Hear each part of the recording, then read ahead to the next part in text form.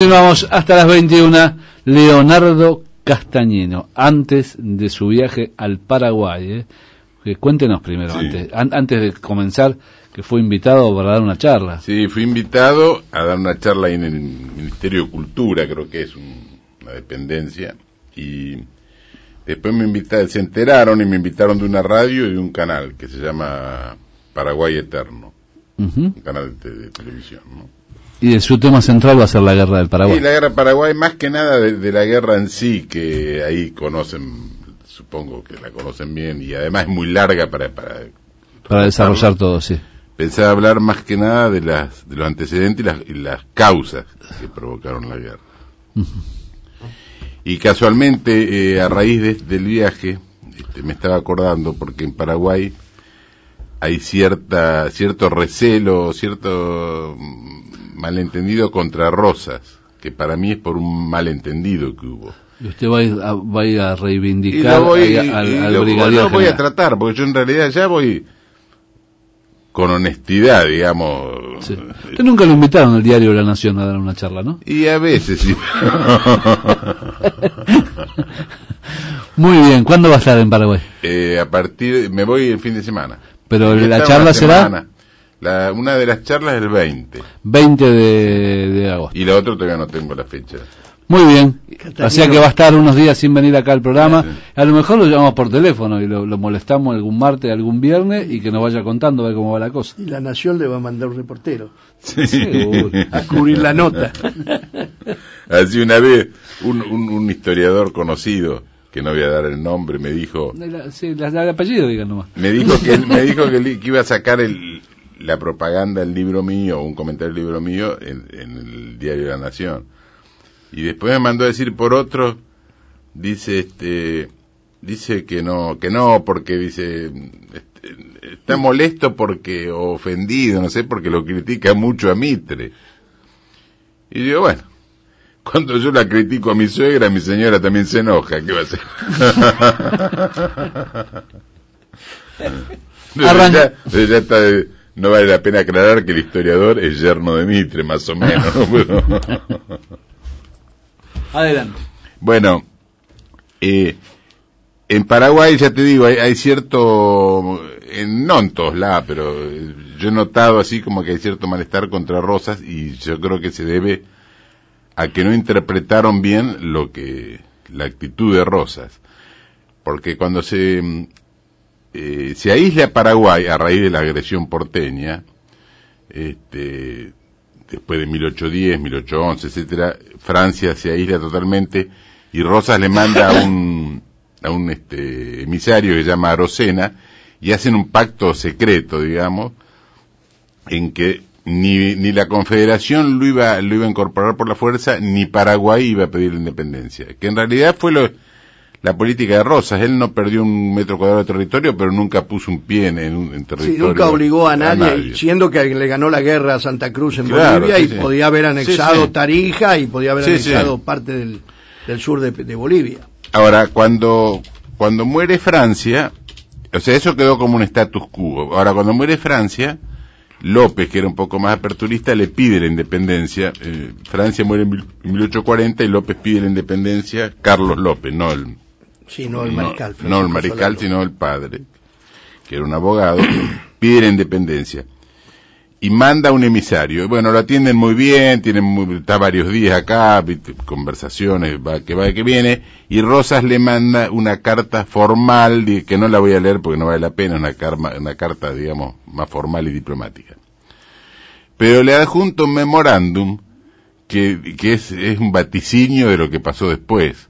Porque ¿qué pasó? Rosas había sido, hasta 1852, había sido el muro de contención contra Brasil.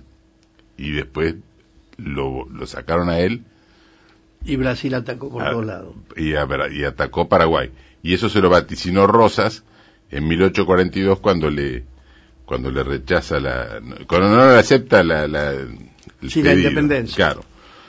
Yo voy a leer brevemente sintéticamente lo más importante de la nota, que tiene 10 puntos, tiene el memorándum.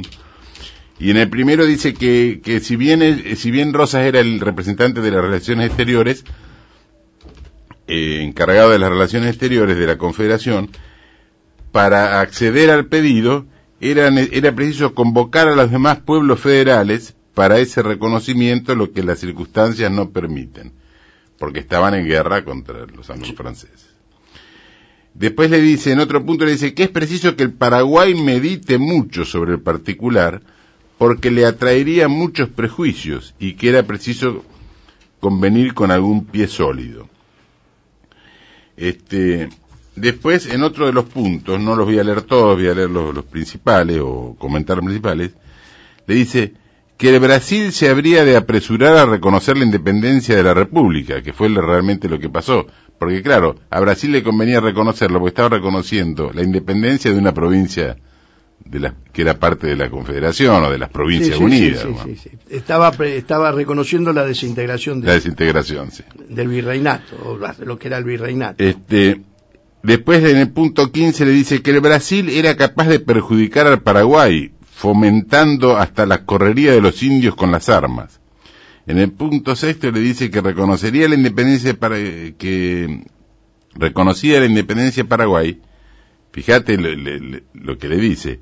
Se llenaría de ministros y cónsules extranjeros que procurarían envolverlo en cizaña, como acontecía con Buenos Aires, y hasta conquistarlo si pudiesen. Dice que por el contrario, le dice, incorporándose a la Confederación, formaría una grande nación que impondría más respeto a los extranjeros, etcétera, y que el gobierno de Buenos Aires no se metía en los asuntos de las provincias confederadas, y cada cual vivía según sus constituciones y sus leyes, que fue cierto, porque Rosas nunca... Después, en el punto 8, le dice que él reconocía que ni reconocía ni desconocía la independencia, y que hacía votos por su felicidad y para que Dios le conserve sin admitir extranjeros, que son malas langostas, que su felicidad consistía en tener súbditos de una sola religión, cuando en Buenos Aires tiene la desgracia de verse llena de templos protestantes, grande daño que hicieron los anteriores salvajes unitarios haciendo tratados con ingleses y que ahora no se podía remediar. Y en el punto 9 le dice que a los extranjeros establecidos en el país no se les puede decir nada ni hacerles cosa alguna, cuando luego reclaman los ministros o cónsules de su nación, de suerte que quieren gozar de mayores ventajas y prerrogativas que los nacionales. Lo que pasa hoy en la Argentina. Ahora, fíjate si no le vatocinó lo que iba a pasar. La verdad que por eso yo digo que si hay cierto malestar contra Rosas, en realidad es porque no interpretaron, porque los hechos le dieron la razón. A los 10 años lo sacaron a él, que era el muro de contención, digamos, y y no solamente atacó Brasil, sino que se aliaron con el Brasil para atacar. Y además de eso, vos fíjate que la Confederación también se perdió fuerza, porque incluso hasta estuvo por separarse, Buenos Aires estuvo separada del resto de las provincias, etcétera. Por eso me parece que el pensamiento americanista y estadista de Rosas fue prácticamente insuperable, ¿no? Muy bien. Tenía el pensamiento de San Martín, por algo San Martín le legó el sable, ¿no? Y a su vez Rosas le legó el sable propio de él, que le llamaba de la soberanía, a Francisco Solano López. Bueno, le voy a dar 2 noticias de Rosas, de don Juan Manuel de Rosas. Primero, en el Teatro San Martín está dando El Farmer, sí, que es el libro de Andrés Rivera. Lo está haciendo Pompeyo Audiver y Rodrigo de la Serna, ambos encarnan el papel de Rosa. Pompeyo Audiver ya adulto y sí, yo iba a ir y no pude, pero mi hija fue a verlo. Y el alter ego, digamos, el mito de Juan Manuel de Rosas lo encarna Rodrigo de la Serna, el actor más joven. Lo dirige Andrés Mangone. El Teatro San Martín son entradas populares, así que pueden ir. Y otra es que Edgardo Nieva, el actor protagónico de Gatica, está por filmar la película que se llama, ya le digo, de Juan Manuel de Rosas, que la va a dirigir Miguel Pereira. Rosas, el gran americano.